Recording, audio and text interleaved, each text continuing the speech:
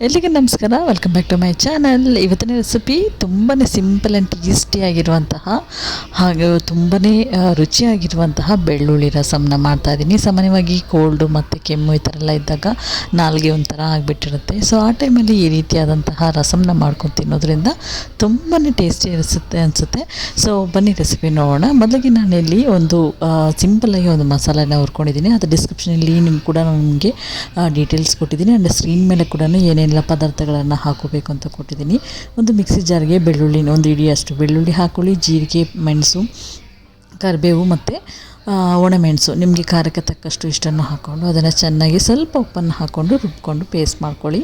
ನಂತರ ಒಂದು ಬಾಣಲಿನ ಇಟ್ಟು ಸಾಸಿವೆ ಮತ್ತು ಕರಿಬೇವನ್ನ ಹಾಕಿ ಒಂದು ಮೀಡಿಯಮ್ ಸೈಜ್ ಟೊಮೆಟೊನ ಕಟ್ ಮಾಡಿಕೊಂಡು ಈ ರೀತಿಯಾಗಿ ಹುರ್ಕೊಂಡು ನಂತರ ನಾವು ಪೇಸ್ಟ್ ಮಾಡ್ಕೊಂಡಿರುವಂತಹ ಒಂದು ಬೆಳ್ಳುಳ್ಳಿ ಪೇಸ್ಟ್ನ ಅದನ್ನು ಕೂಡ ಹಾಕಿ ಚೆನ್ನಾಗಿ ಮಿಕ್ಸ್ ಮಾಡಿಕೊಂಡು ನಮಗೆ ರಸಮ್ ಅಂತಂದರೆ ತಿಳಿಯಾಗಿ ಬೇಕು. ಸೊ ಇದಕ್ಕೆ ನಾವು ಒಂದು 2 ಗ್ಲಾಸಷ್ಟು ನೀರನ್ನು ಹಾಕಿ ಮತ್ತು ಸ್ವಲ್ಪ ಹುಳಿಯನ್ನು ಕೂಡ ಹಾಕ್ಕೊಂಡು ರುಚಿಗೆ ತಕ್ಕಷ್ಟು ಉಪ್ಪನ್ನು ಹಾಕಿ ಒಂದು 2ರಿಂದ 3 ಕುದಿ ನಾವು ಕುದಿಸ್ಕೊಂಡ್ರೆ ನಮಗೆ ಇಲ್ಲಿ ಬೆಳ್ಳುಳ್ಳಿ ರಸಮ್ ರೆಡಿಯಾಗಿ ಹೋಗುತ್ತೆ. ತುಂಬಾ ಟೇಸ್ಟಿಯಾಗಿರುವಂಥದ್ದು, ಸಿಂಪಲ್ ಆ್ಯಂಡ್ ಈಸಿ ಆಗಿರುವಂಥದ್ದು. ಖಂಡಿತ ಟ್ರೈ ಮಾಡಿ, ಸಖತ್ತಾಗಿರುತ್ತೆ.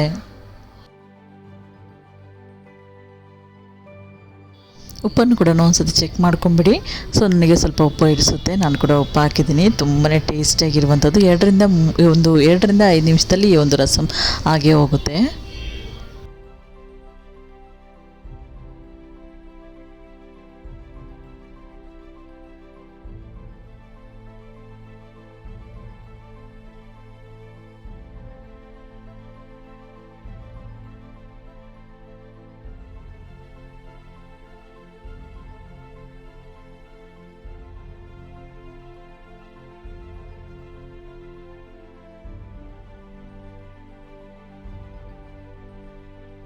ಇದಾಗಿತ್ತು ಇವತ್ತಿನ ರೆಸಿಪಿ. ಇಷ್ಟ ಆಗಿದ್ದಲ್ಲಿ ಲೈಕ್ ಮಾಡಿ, ಶೇರ್ ಮಾಡಿ, ಕಮೆಂಟ್ ಮಾಡಿ, ಹಾಗೆ ಸಬ್ಸ್ಕ್ರೈಬ್ ಕೂಡ ಮಾಡ್ಕೊಳ್ಳಿ.